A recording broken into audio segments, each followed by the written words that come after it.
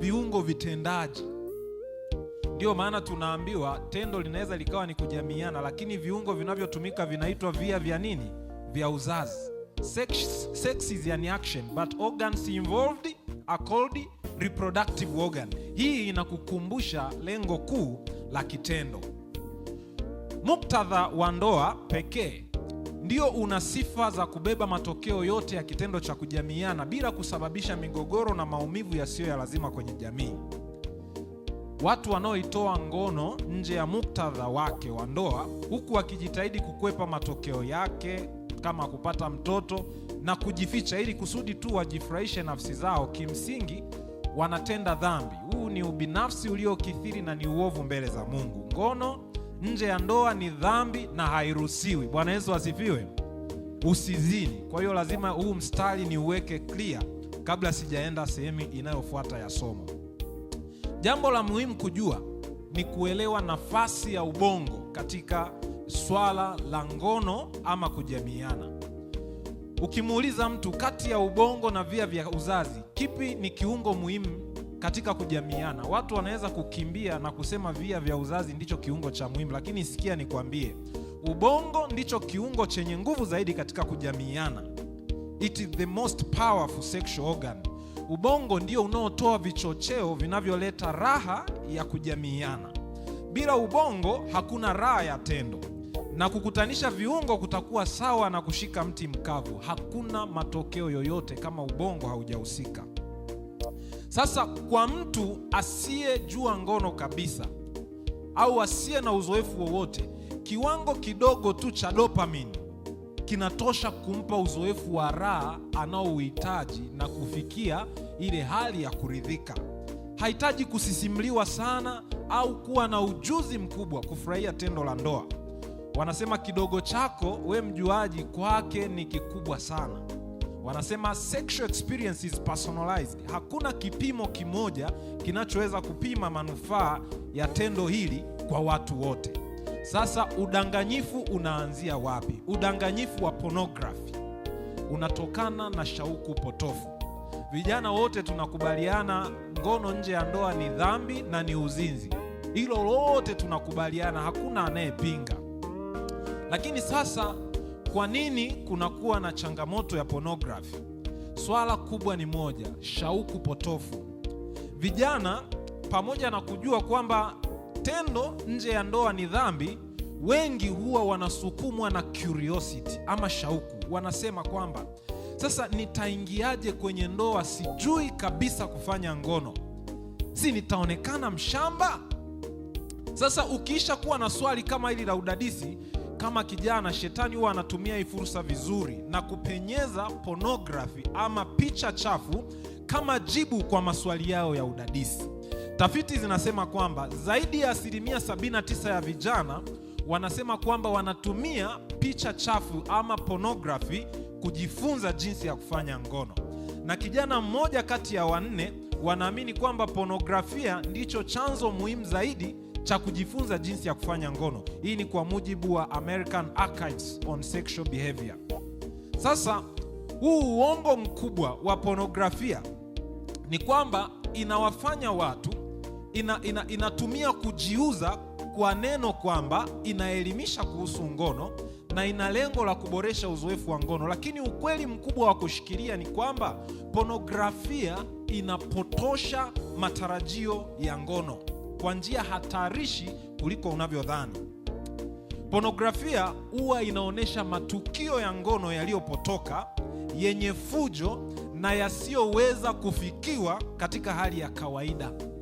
Kwa hiyo hata kama ni kijana au ni mwanandoa, unapooa au unapokuwa na mwenzi wako, huwezi ukaridhika na mwenzi wako wa maisha halisi, kwa sababu tayari ubongo wako umeonyeshwa vitu ambavyo haviwezekani katika hali halisi. Na inasemekana kwamba pornography ni moja ya sababu kubwa ya kuvunjika kwa uaminifu katika mahusiano ya ndoa. Kwa nini? Unapoingia katika kitendo, hauingii peke yako, unaingia tayari ukiwa unalinganisha mwenzi uliye naye na uzoefu uliouona kwenye zile picha chafu. Sasa inaleta nini kwenye ubongo? Pornografia inabadilisha chemistry ya ubongo kwa kutoa kiwango kikubwa cha dopamine. Na hili linasababisha usugu kwenye ubongo sawa na madawa ya kulevya. Kwa sababu namna wanavyofilm pornography, wanafanya jambo lichukue muda mrefu kuliko mtu wa kawaida anavyoweza. Zile sauti na uzoefu ambao unapitiwa pale unakuwa umekolezwa kwa hisia. Wanacheza na akili yako, ubongo wako, sikio lako na kila kitu chako. Kwa hiyo mwili unasisimliwa kupita kiwango cha kawaida. Sasa ukizoea kuona sana, kama tulivyojifunza kwenye uraibu wa madawa ya kulevya, ni kwamba dopamini yako sasa inakuwa imetolewa kiwango cha juu na ubongo unakuwa sugu kiasi kwamba huwezi ukaridhika na mazoea ya kawaida yanayofikika kwa watu wa kawaida. Kwa hiyo matokeo yake, muhanga atahitaji kujiingiza katika maudhui mabaya zaidi ya ngono tena na tena, ili angalau kufikia ule uzoefu anaoutaka. Swala ni nini? Kwa wanaume, pornografia inasababisha hadi upungufu wa nguvu za kiume, sexual dysfunction. Kwa nini? Kwa sababu mtu aliyezoelea pornografia huwa anachelewa kusisimka, yaani msisimuko wake unaathiriwa mpaka aone vitu vya ajabu ambavyo si vya kawaida kwenye ulimwengu wa kawaida.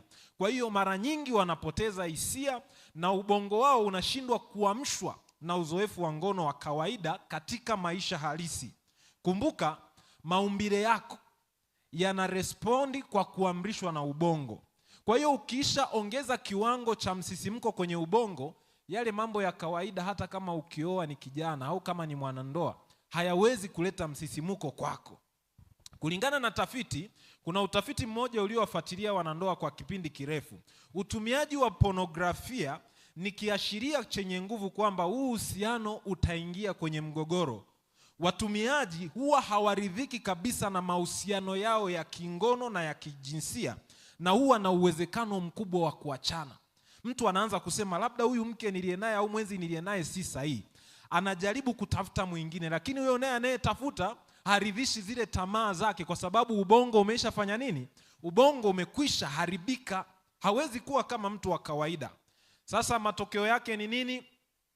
Watu wanarandaranda na maisha, wanapoteza furaha. Badala ya kufikiri kwamba unaboresha mazoea ya ngono kupitia pornography, kumbe sasa unajikuta ndio unadidimia chini zaidi na zaidi. Na kumbuka, kila unachokiona kinaingia moyoni, na unapoenda katika tendo hauendi tena peke yako, unaenda tayari ukiwa na picha za watu wengine na unalinganisha. Kwa hiyo huna tofauti tu na mtu aliyezini, ambaye akienda katika tendo anakumbuka uzoefu wa watu waliopita aliokutana nao. Pornografia huchochea ukatili wa kingono na imekuwa ni nyenzo kubwa ya kueneza mambo haya: maumivu, kilio na ukosefu wa huruma, ukosefu wa huruma au upendo, ubinafsi uliokithiri na hali ya kumgeuza mtu kuwa chombo cha starehe, ndiyo maudhui ambayo yanapewa kipaumbele katika pornography. Sasa haya mambo kwa haraka ni kwamba hayana faida yoyote kwa mtu, uwe ndani ya ndoa au uwe nje ya ndoa, au ni kijana. Hakuna manufaa yoyote katika kuangalia pornography. Badala ya kujifunza, unaharibiwa. Sasa uchaguzi wa busara ni upi? Huna haja ya kujifunza kupitia pornography. Kama nilivyowafundisha, kujamiana ni tendo au mwitikio wa asili, kama ilivyo kwa mtoto kunyonya maziwa, iko ndani yetu.